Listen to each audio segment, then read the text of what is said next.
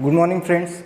पहा, previous part of युनिटमध्ये previous part of लेक्चरमध्ये आपण काय केलं होतं, इलेक्ट्रोफिलिक सबस्टिट्यूशन रिॲक्शन स्टार्ट केलं होतं बेन्झिनचं. तर तुम्हाला सांगितलं होतं इलेक्ट्रोफिलिक सबस्टिट्यूशन रिॲक्शन काय असते. इलेक्ट्रोफिलिक सबस्टिट्यूशन रिॲक्शनमध्ये आपण काय बघितलं, एखादा इलेक्ट्रोफाईल आहे तो काय करतो, बेन्झिनच्या हायड्रोजनला सबस्टिट्यूट करतो. त्याला काय म्हटलं होतं आपण, electrophilic substitution reaction. Electrophilic substitution reaction total 5 टाईपच्या. कोणत्या? त्यामध्ये आपण बघितलं नायट्रेशन, हॅलोजनेशन, सल्फोनेशन, फ्रिडल-क्राफ्ट असायलेशन आणि फ्रिडल-क्राफ्ट अल्किलेशन, अशा 5 टाईपच्या. त्याच्यापैकी नायट्रेशनमध्ये आपण बघितलं की NO2 असतो, सल्फोनेशनमध्ये HSO3 असतो, हॅलोजनेशनमध्ये X पॉझिटिव्ह असतो. आणि आता नेक्स्ट आलेल्या 2 ज्या रिॲक्शन आहेत त्या आज आपल्याला बघायच्या आहेत. तर आपण स्टार्ट केलं होतं सबस्टिट्यूशन रिॲक्शनमध्ये 3 झाल्या होत्या. चौथी सबस्टिट्यूशन रिॲक्शन आपण स्टार्ट करू, ती म्हणजे काय, फ्रिडल-क्राफ्ट अल्किलेशन. फ्रिडल-क्राफ्ट अल्किलेशन. आता फ्रिडल-क्राफ्ट अल्किलेशनचं काय म्हणणं आहे, आपण सरळ फंडा सांगितला होता की सबस्टिट्यूशन रिॲक्शनमध्ये काय होणार आहे, हायड्रोजन जो आहे तो रिप्लेस होणार आहे. फ्रिडल-क्राफ्ट अल्कायलेशनमध्ये जो तुमचा कंपाऊंड असतो रिप्लेस करतो तो R पॉझिटिव्ह असतो. लक्षात. मग R पॉझिटिव्ह कोणाकडून आलेला असतो, तर R बॉन्ड X कडून आलेला असतो. ठीक आहे.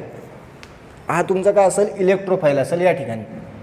R म्हणजे काय असते, alkyl group, methyl, ethyl, propyl, butyl, pentyl, जे कोणता अल्किल ग्रुप असते तो या ठिकाणी आपण वापरणार. मग पहा आता ही रिॲक्शन आपण बघू. रिॲक्शन काय आहे, हा बेन्झिन आहे. बेन्झिनची रिॲक्शन कोणासोबत करणार आपण, R बॉन्ड X सोबत करणार. अल्किल हॅलाइड याच्यासाठी वापरला जाते लेविस ॲसिड, जो आपण ऑलरेडी वापरला होता अनहायड्रस AlCl3, लेविस ॲसिड. हा काय करणार, याच्यापासून जो प्रोडक्ट बनेल तो असा बनेल, बेन्झिन रिंगला अटॅच कोण होईल, तुमचा अल्किल ग्रुप. बेन्झिन रिंगला कोण अटॅच करेल, अल्किल ग्रुप अटॅच करेल. ही झाली तुमची फ्रिडल-क्राफ्ट अल्किलेशन. आता याचं जर मेकॅनिझम बघितलं तर आपल्याला माहिती आहे की रिॲक्शन जे असते मेकॅनिझम फॉलो करते 3 स्टेपवालं. पहिली स्टेप फॉर्मेशन ऑफ इलेक्ट्रोफाईल, दुसरी स्टेप अटॅक ऑफ इलेक्ट्रोफाईल आणि तिसरी स्टेप रिमूव्हल ऑफ प्रोटॉन. तर मेकॅनिझम याचं परत एकदा बघून घेऊ.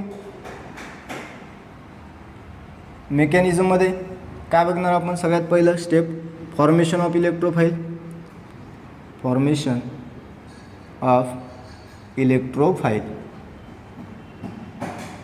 या ठिकाणी इलेक्ट्रोफाईलचं फॉर्मेशन कसं होईल, तर हा जो R बॉन्ड X आहे, R बॉन्ड Xची रिॲक्शन केली आपण AlCl3 सोबत. AlCl3 काय, लेविस ॲसिड. लेविस ॲसिडचं काम काय असते, पेअर ऑफ इलेक्ट्रॉन ॲक्सेप्ट करणं. मग हा जो R बॉन्ड X आहे याच्यामधले जे पेअर ऑफ इलेक्ट्रॉन आहे हा X काय करेल, AlCl3वर डोनेट करेल. याच्यापासून बनल R as a positive plus AlCl4 negative. लक्षात. हा झाला तुमचा अल्किल ग्रुप पॉझिटिव्हच्या फॉर्ममध्ये तयार. हे झाला इलेक्ट्रोफाईल तयार पहिल्या स्टेपमध्ये. सेकंड स्टेप काय, attack of electrophile. Attack of इलेक्ट्रोफाईल.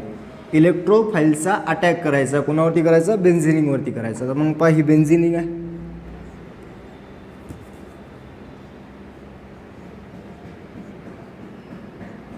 इथं काय आला, R पॉझिटिव्ह आला. या R पॉझिटिव्हवरती ह्या काय करेल, carbon carbon double bond attack करेल आणि याच्यापासून एक स्ट्रक्चर असं बनल.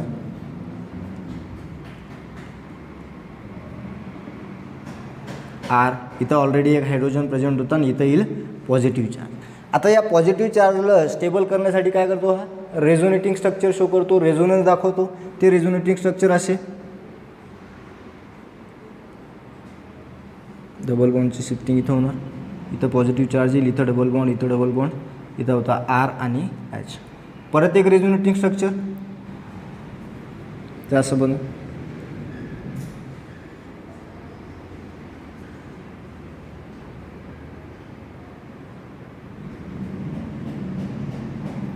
आणि हे झाले तुमचे रेझोनेटिंग स्ट्रक्चर. या सगळ्याचं हायब्रिड स्ट्रक्चर काढलं तर ते असं बनते, पॉझिटिव्ह चार्ज R आणि H. लास्ट स्टेप काय तुमची, removal of proton. Third step काय, रिमूव्हल ऑफ प्रोटॉन. प्रोटॉनला रिमूव्ह करायचं.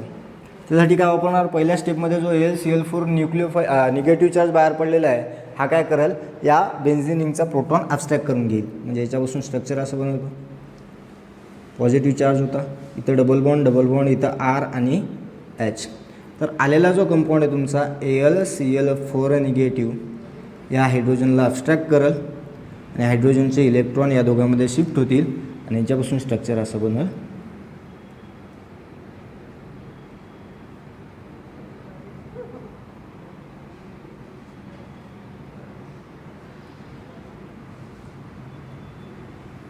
हे झालं तुमचं अल्किल ॲरोमॅटिक किंवा बेन्झिनला अल्किल अटॅच. ओव्हरऑल रिॲक्शनमध्ये काय, बेन्झिनला जो एच अटॅच होता या एचला रिप्लेस केलं या आरनं आणि हा तुमचा फायनल प्रोडक्ट या ठिकाणी बनला. लक्षात, ही झाली तुमची ओव्हरऑल रिॲक्शन. न्यूक्लियोफिलिक सबस्टिट्यूशन, आपलं electrophilic substitution reaction called as Friedel Crafts alkylation. ही रिॲक्शन झाली, हे त्याचं 3 स्टेप मेकॅनिझम. आता लास्ट इलेक्ट्रोफिलिक सबस्टिट्यूशन रिॲक्शन आहे तुमची, ती आहे पहा फ्रिडल क्राफ्ट असायलेशन.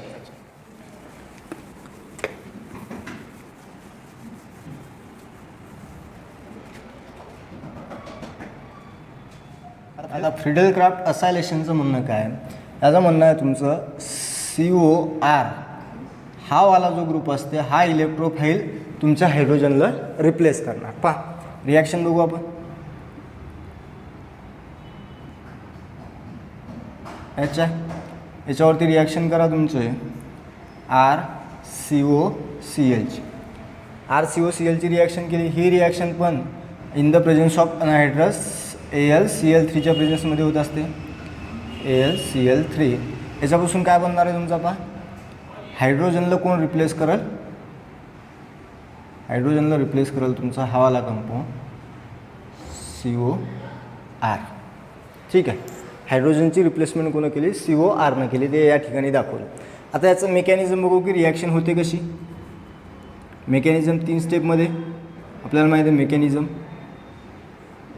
पहिली step formation of electrophile, formation of electrophile. इलेक्ट्रोफाईलचं फॉर्मेशन कसं होणार आहे, आपण घेतलं RCOCl, याची रिॲक्शन केली आपण AlCl3 सोबत. AlCl3 सोबत याची रिॲक्शन केल्यानंतर हा Cl काय करणार, AlCl3 लेविस ॲसिड याच्यावरती अटॅक करणार आणि याच्यापासून स्ट्रक्चर असं बनल RC≡O positive plus AlCl4 negative. हा झाला आपला इलेक्ट्रोफाईल तयार. पहिली स्टेप फॉर्मेशन ऑफ इलेक्ट्रोफाईल. लक्षात, नेक्स्ट स्टेपमध्ये काय होणार आहे, सेकंड स्टेप अटॅक ऑफ इलेक्ट्रोफाईल. तो जो पहिल्या स्टेपमध्ये इलेक्ट्रोफाईल तयार झाला त्या इलेक्ट्रोफाईलचा काय आता अटॅक ऑफ इलेक्ट्रोफाईल. ही स्टेप सगळ्यासाठी सेम आहे, फक्त काय बदलला, हा जो पॉझिटिव्ह चार्जवाला कंपाऊंड आहे तो बदलला. मग आपण काय घेतलं इथं बेन्झिन, इथं एक एच अटॅच, याची रिॲक्शन केली आपण C≡OR पॉझिटिव्हवरती. हा बेन्झिन इलेक्ट्रॉन रिच कंपाऊंड आहे, हा काय करतो इलेक्ट्रोफाईलवरती अटॅक करतो आणि याच्यापासून स्ट्रक्चर असं बनल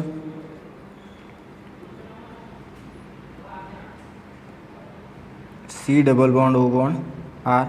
इथं एक एच अटॅच होता, इथं येणार पॉझिटिव्ह चार्ज, डबल बॉन्ड. याचं परत रेझोनन्स पॉझिटिव्ह चार्जला स्टेबल करण्यासाठी बनतील याचे रेझोनेटिंग स्ट्रक्चर. ते डबल बॉन्ड, ते डबल बॉन्ड ऑलरेडी होता, इथं पॉझिटिव्ह चार्ज, परत एक रेझोनेटिंग स्ट्रक्चर.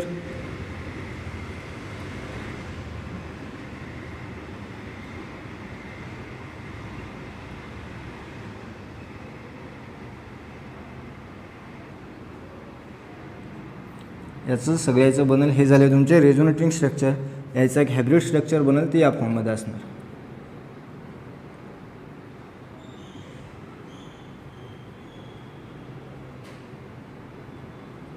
येस, लक्षात. आणि फायनल स्टेप काय, third and last step, removal of proton. Removal of proton. Proton remove कोण करेल आता, हा AlCl4 जो पहिल्या स्टेपमध्ये तयार झाला आहे तो काय करणार आहे, बेन्झिनिंगला जो काय तुमचा कंपाऊंड होता त्याला positive charge, double bond CO≪R, त्या याची रिॲक्शन केली AlCl4 निगेटिव्ह. AlCl4 निगेटिव्ह काय करणार आहे, हा हायड्रोजन ॲब्स्ट्रॅक्ट करणार, पेअर ऑफ इलेक्ट्रॉन इथं शिफ्ट होणार आणि याच्यापासून स्ट्रक्चर बनेल ते असं बनणार.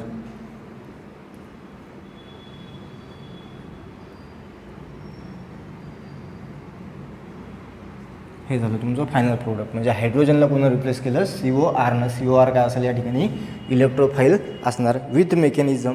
पाचीच्या पाची टाईपच्या इलेक्ट्रोफिलिक सबस्टिट्यूशन रिॲक्शन या ठिकाणी फिनिश झाल्या. वारंवार रिपीट होणार आहेत, याचं भरपूर वेळा काम पडणार आहे तुम्हाला. ठीक, आणखी बऱ्याच वेळा ह्या रिॲक्शन येतील. पहिली कोणती आहे? नायट्रेशन. नायट्रेशनमध्ये काय होणार आहे? NO2 ग्रुप काय करणार आहे? हायड्रोजनला रिप्लेस करणार. दुसरी कोण आहे तुमची? हॅलोजनेशन. हॅलोजनेशनमध्ये हॅलोजन काय करणार आहे? हायड्रोजनला रिप्लेस करणार आहे. तिसरी काय तुमची? सल्फोनेशन. सल्फोनेशनमध्ये काय?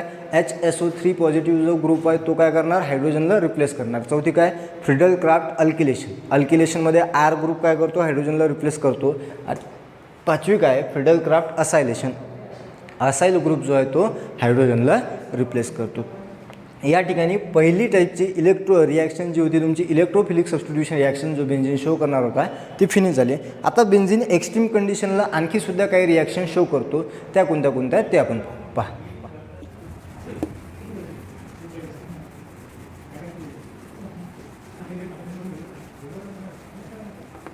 सेकंड रिॲक्शन दाखवतो हा ॲडिशन रिॲक्शन.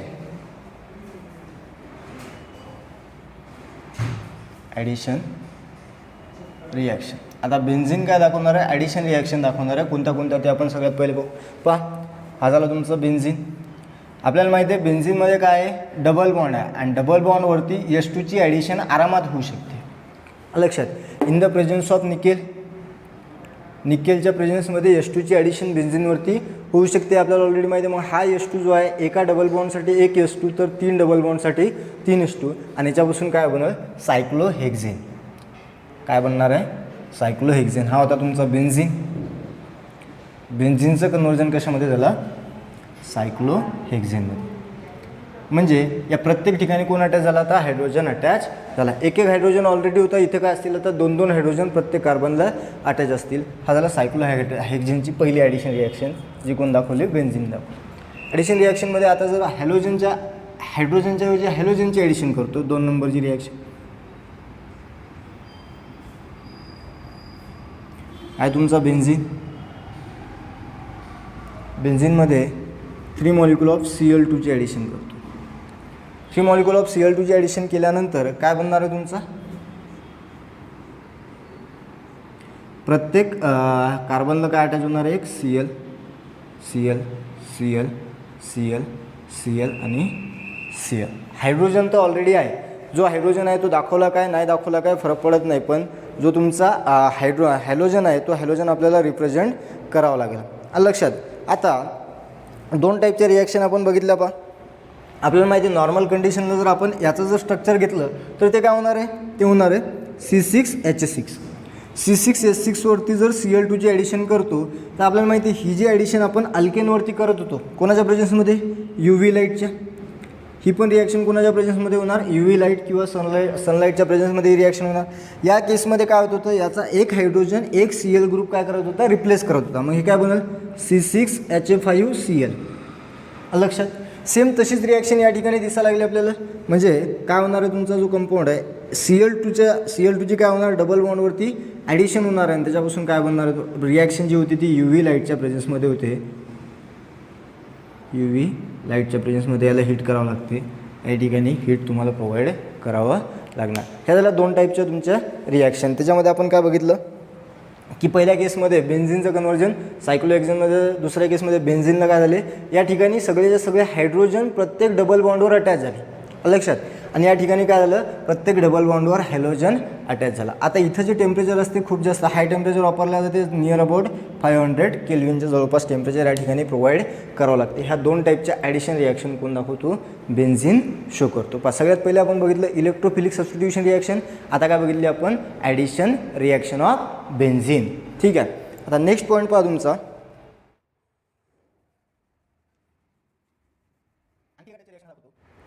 आणखी एका टाईपचे रिॲक्शन दाखवतो ती म्हणजे काय? Combustion reaction.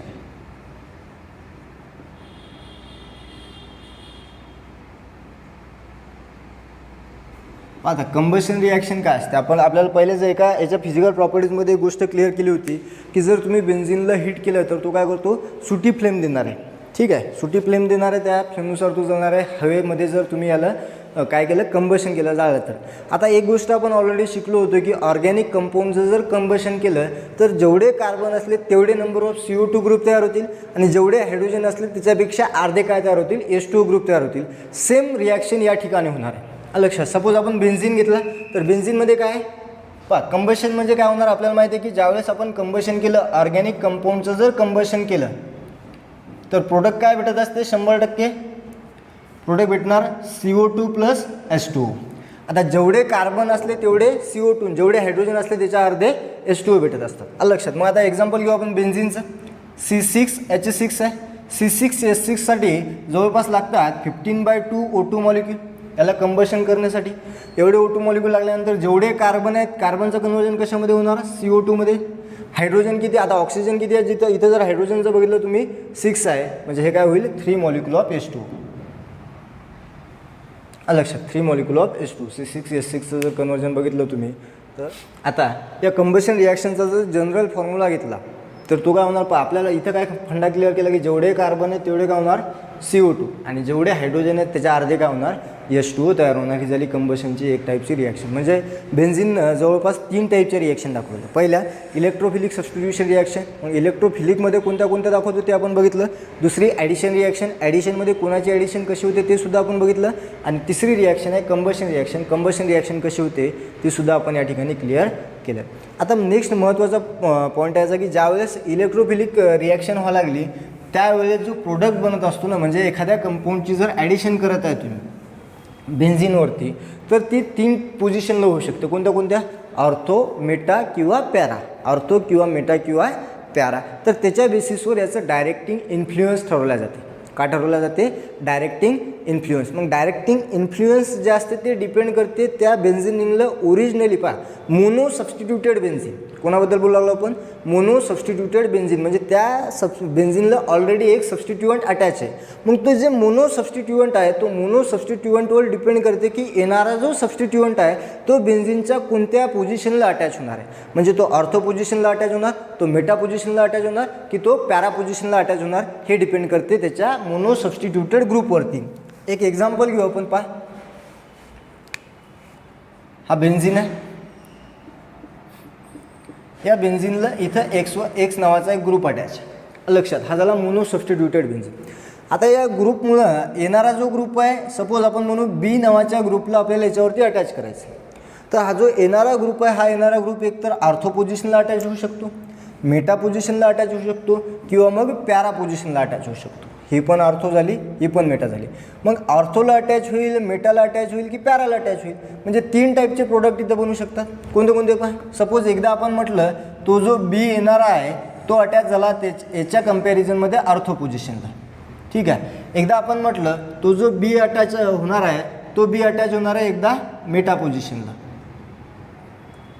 आणि एका केसमध्ये आपण म्हटलं तो जो अटॅच होणारा बी आहे तो अटॅच होणार आहे एकदा त्याच्या पॅरा पोझिशनला. लक्षात. म्हणजे 3 टाईपचे ग्रुप इथं भेटू शकतात. म्हणजे हे झालं याचं डायरेक्टिंग इन्फ्लुएन्स. याला काय म्हणायचं, डायरेक्टिंग इन्फ्लुएन्स. की येणार ग्रुप एकतर ऑर्थोला लागू शकतो, मेटाला लागू शकतो किंवा पॅराला लागू शकतो. म्हणजे 3 टाईपचे कंपाऊंड इथं भेटू शकतात. तर याच्या बेसिसवर, याचं डायरेक्टिंग इन्फ्लुएन्सच्या बेसिसवर याला डिवाईड केल्या जाते 2 टाईपमध्ये. पहिला टाईप आहे तुमचा ortho para directing group. Ortho para directing group. आणि दुसरा टाईप असते तुमचा Meta directing group. Meta directing group. आता याचं म्हणणं काय पहा, आपण काय सांगितलं की हा मोनो सबस्टिट्युटेड बेन्झिन आहे.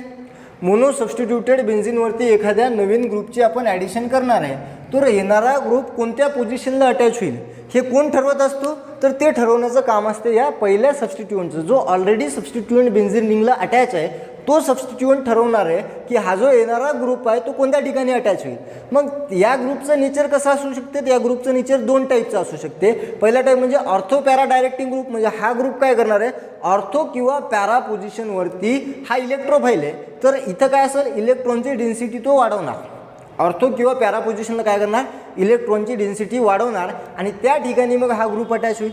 आणि इन अदर केस मेटा डायरेक्टिंगचं म्हणणं काय की हा काय करतो, इलेक्ट्रॉनची डेन्सिटी मेटा पोझिशनला वाढवतो आणि त्या ठिकाणी तो जो येणारा ग्रुप आहे तो मेटा पोझिशनला attach.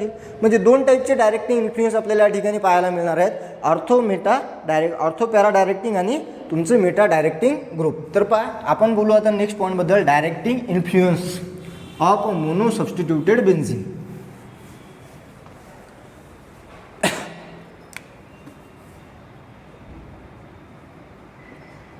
Directing influence of mono substituted benzene.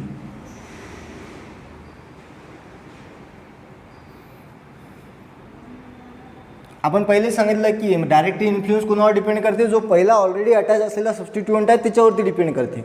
मग तो सबस्टिट्यूएंट दोन टाईपचा. सगळ्यात पहिले बोलतो मी ortho para directing group. Ortho para directing group पाहता, ऑर्थो पॅरा डायरेक्टिंग ग्रुप कोणते असतात, तर याची शॉर्टकटमध्ये जर डेफिनेशन करायची झाली तर आपण म्हणू शकतो electron donating group. Electron donating group म्हणजे जे ग्रुप बेन्झीन रिंगला इलेक्ट्रॉन डोनेट करणार आहेत ते ग्रुप असतात ortho para directing group. For example पहा, आपण एक एक्झाम्पल घेऊ, OH. ठीक आहे, OHचं एक्झाम्पल घेतलं आहे, हा झाला तुमचा फिनॉल. फिनॉलवरती आपण करणार आहे एखाद्या इलेक्ट्रोफाईलची ॲडिशन. कोणाची ॲडिशन करायची, इलेक्ट्रोफाईलची ॲडिशन करायची. बाकीच्या सफिशियंट ज्या काही पोझिशन आहेत, कंडिशन आहेत त्या आपण याला प्रोव्हाइड केलेल्या आहेत. आता हा जो इलेक्ट्रोफाईल आहे या ऑर्थोच्या विथ रिस्पेक्टमध्ये कोणत्या पोझिशनला अटॅच होणार आहे, ऑर्थोला होणार, या OHच्या ऑर्थोला होणार, पॅराला होणार की मेटाला होणार. लक्षात, ते डिपेंड कशावर करते, डायरेक्टिंग इन्फ्लुएन्सवर. आणि डायरेक्टिंग इन्फ्लुएन्स कशावर डिपेंड करते, इलेक्ट्रॉनच्या डेन्सिटीवरती. मग इलेक्ट्रॉनची डेन्सिटी कोणत्या ठिकाणी जास्त आहे ते चेक करणं गरजेचं आहे. मग OH काय आहे, OH या ठिकाणी दोन टाईपचे इफेक्ट दाखवतो.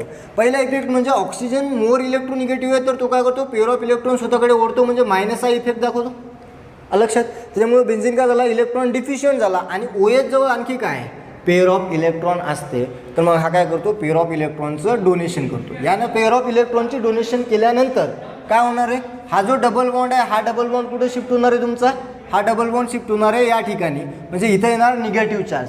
आता ही पोझिशन कोणती आहे, या OHच्या रिस्पेक्टमध्ये ही पोझिशन झाली ऑर्थो पोझिशन.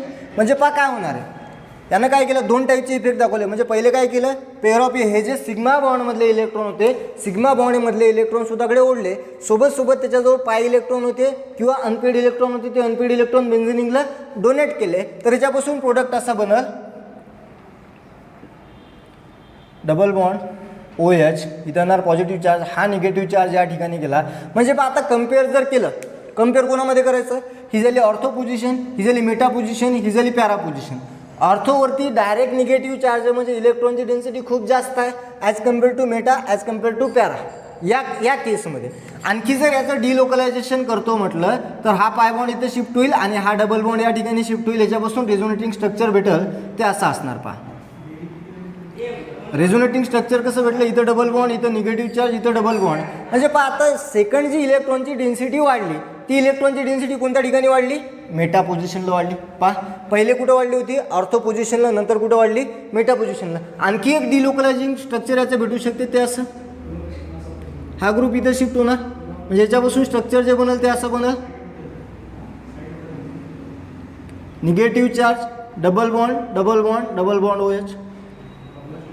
ठीक आहे, आणि नेक्स्ट केसमध्ये हा इथं शिफ्ट होणार आणि पेअर ऑफ इलेक्ट्रॉन याच्याकडे डोनेट होणार, म्हणजे याच्यापासून स्ट्रक्चर असं बनल, OH, डबल बॉन्ड आणि डबल बॉन्ड. हे तीन जे स्ट्रक्चर भेटले, या तीन स्ट्रक्चरवर डिपेंड करते की येणारा ग्रुप कुठं अटॅच होणार आहे. मग आता हा काय इलेक्ट्रोफाईल आहे, इलेक्ट्रोफाईलला काय पाहिजे, इलेक्ट्रॉन पाहिजे, इलेक्ट्रॉन दिले पाहिजे. मग इलेक्ट्रॉन देईल कोण, जे जवळ ऑलरेडी इलेक्ट्रॉनची डेन्सिटी जास्त आहे तो इलेक्ट्रॉन डोनेट करेल. मग इलेक्ट्रॉनची डेन्सिटी कोणाजवळ जास्त आहे, एकदा अर्थोला, एकदा मेटलला, एकदा अर्थोला. म्हणजे हा जो OH आहे, हा OH या इलेक्ट्रॉनची ॲडिशन कुठं घडवून आणणार आहे, एकतर ऑर्थो पोझिशनला किंवा मेटा पोझिशनला किंवा ऑर्थो पोझिशनला. म्हणून याला काय म्हटलं, ऑर्थो पॅरा डायरेक्टिंग ग्रुप. लक्षात. आता OH काय इलेक्ट्रॉन डोनेटिंग ग्रुप आहे. यानं काय केलं बेन्झीन रिंगला इलेक्ट्रॉन डोनेट केले म्हणून हा काय झाला इलेक्ट्रॉन डोनेटिंग ग्रुप. आणि इलेक्ट्रॉन डोनेटिंग ग्रुप काय असतो ऑर्थो पॅरा डायरेक्टिंग असतो. मिनिंग समजला. म्हणजे असे ज्यावेळेस कंपाऊंड येतील जे इलेक्ट्रॉन डोनर असतील जे ऑर्थो पॅरा डायरेक्टिंग ग्रुप असतील ते कुठं डायरेक्ट इन्फ्लुएन्स कुठं असेल त्याचं ऑर्थो आणि पॅरा पोझिशनला असणार. ही एक गोष्ट आपल्याला लक्षात ठेवायची. सेकंड एक एक्झाम्पल घेऊ आपण Meta directing group. Meta directing group. आता मेटा डायरेक्टिंग ग्रुप कोणते असतात तर जे ग्रुप इलेक्ट्रॉन विड्रॉईंग ग्रुप असतात. इलेक्ट्रॉन विड्रॉईंग कंपाऊंड और इलेक्ट्रॉन विड्रॉईंग ग्रुप जे असतात हे काय असतात तुमचे मेटा डायरेक्टिंग ग्रुप असतात. म्हणजे हे काय करणार आहेत इलेक्ट्रॉन स्वतःकडे ओढणार आहेत. फॉर एक्झाम्पल पहा एक स्ट्रक्चर घेऊ आपण. ही झाली बेन्झीन रिंग. बेन्झीन रिंगला अटॅच केला आपण NO2.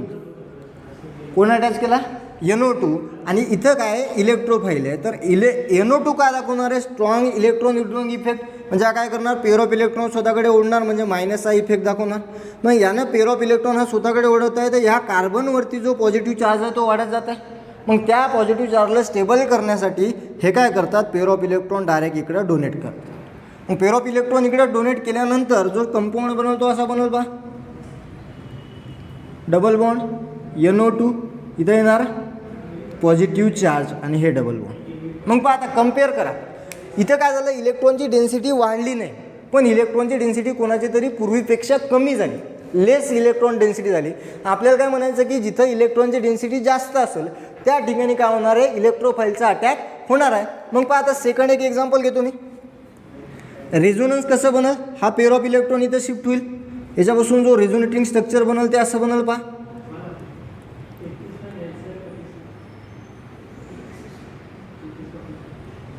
डबल बॉन्ड इथं येणार पॉझिटिव्ह चार्ज.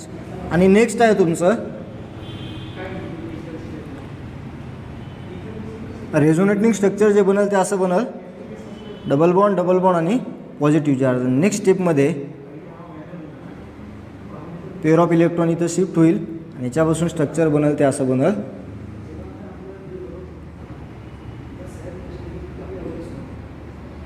ठीक आहे. पहा प्रत्येक ठिकाणी हे जे तीन आहेत हे तीन डिपेंड करते. हे तीन आपल्याला दाखवणार की इलेक्ट्रोफाईलचा अटॅक कोणत्या पोझिशन होणार. पहा आता पॉझिटिव्ह चार्ज आला म्हणजे इलेक्ट्रॉन डेन्सिटी खूप कमी झाली.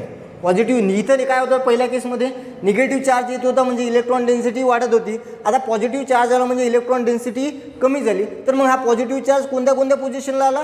हा पॉझिटिव्ह चार्ज एकदा आला तुमच्या ऑर्थो पोझिशनला म्हणजे ऑर्थोची इलेक्ट्रॉन डेन्सिटी कमी करून टाकली. नंतर कुठं आला पॅरा पोझिशनला म्हणजे पॅराची इलेक्ट्रॉन डेन्सिटी कमी करून टाकली. नंतर कुठं आला ऑर्थो पोझिशनला म्हणजे ऑर्थोची इलेक्ट्रॉन डेन्सिटी कमी करून टाकली. म्हणजे या केसमध्ये ऑर्थो आणि पॅराची इलेक्ट्रॉन डेन्सिटी वाढत होती. त्याच्यामुळे जो अटॅक होत होता तो कुठं होत होता ऑर्थो किंवा पॅरावरती. पण या केसमध्ये ऑर्थो आणि पॅराची इलेक्ट्रॉन डेन्सिटी कमी व्हायला लागली म्हणजे होणारा अटॅक कुठं होणार आहे मेटा पोझिशनला. कुठं होणार आहे मेटा पोझिशनला होणार आहे. तीच गोष्ट आपल्याला लक्षात ठेवायची आहे. म्हणजे जो इलेक्ट्रॉन डोनेटिंग ग्रुप असतो तो काय करत असतो ऑर्थो आणि पॅरा पोझिशनला येणारा इलेक्ट्रोफाईलचा अटॅक करत असतो. आणि जो इलेक्ट्रॉन विड्रॉईंग ग्रुप असतो तो काय असतो मेटा पोझिशनला इलेक्ट्रोफाईलचा अटॅक करणार म्हणजे त्या ग्रुपला म्हणायचं मेटा डायरेक्टिंग ग्रुप. हे झालं तुमचं directing influence of mono substituted benzene. म्हणजे मोनो सबस्टिट्यूटेड बेन्झीनवरती इलेक्ट्रोफाईलचा ज्यावेळेस आपल्याला अटॅक करायचा असते तो अटॅक कसा होणार असते तर तो अटॅक होणार असते या ग्रुपवरती डिपेंड करते. मग या जो इलेक्ट्रॉन डोनेटिंग ग्रुप आहे तो ऑर्थो पॅरा डायरेक्टिंग आहे आणि जो इलेक्ट्रॉन विड्रॉईंग ग्रुप आहे तो मेटा डायरेक्टिंग आहे. हे झालं तुमचं डायरेक्टिंग इन्फ्लुएन्स ऑफ बेन्झीन. लक्षात. आणि नंतर एक लास्ट या युनिटमधला छोटासा पॉईंट आहे तो म्हणजे काय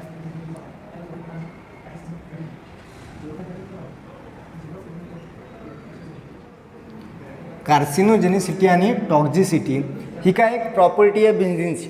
लक्षात. किंवा बेन्झीन न्यूक्लियसवाले जेवढे काही तुमचे काय म्हणतो आपण त्याला ॲरोमॅटिक कंपाऊंड आहेत बेन्झीन न्यूक्लियसवाले ज्याच्यामध्ये एक किंवा एकापेक्षा जास्त बेन्झीन रिंग आहेत ते कंपाऊंड काय आहेत कार्सिनोजेनिसिटी दाखवतात. कार्सिनोजेनिसिटी काय असते तर कॅन्सर कॉझिंग ग्रुप असतात.